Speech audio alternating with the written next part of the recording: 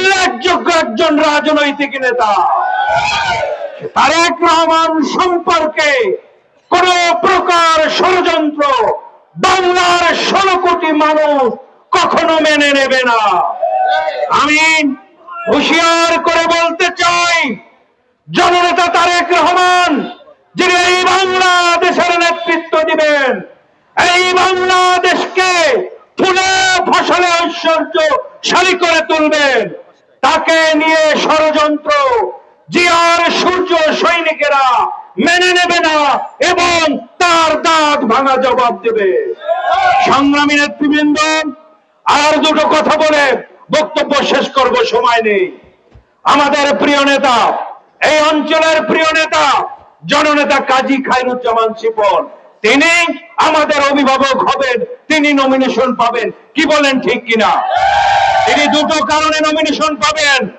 একটা কারণ হচ্ছে তিনি এই অঞ্চলের মাটি আঁকড়ে ধরে দীর্ঘটা পথ এই রাজনীতি অঙ্গনে এই দুঃখ দুর্দশায় নির্যাতিত নিপীড়িত প্রত্যেকটা কর্মীর পাশে ছিলেন। কি বলেন, ঠিক কিনা?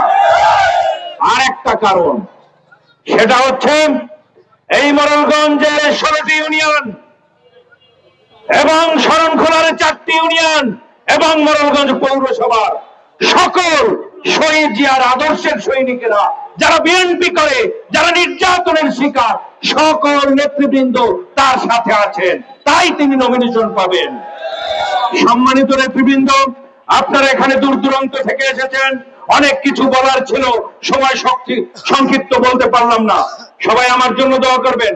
আগামী সম্মেলনে আমি আমার প্রিয় নেতা জননেতা কাজী খায়রুজ্জামান শিপন ভাইয়ের প্যানেলের সাধারণ সম্পাদক প্রার্থী, সকলের দোয়া ভালোবাসা কামনা করে শেষ করছি।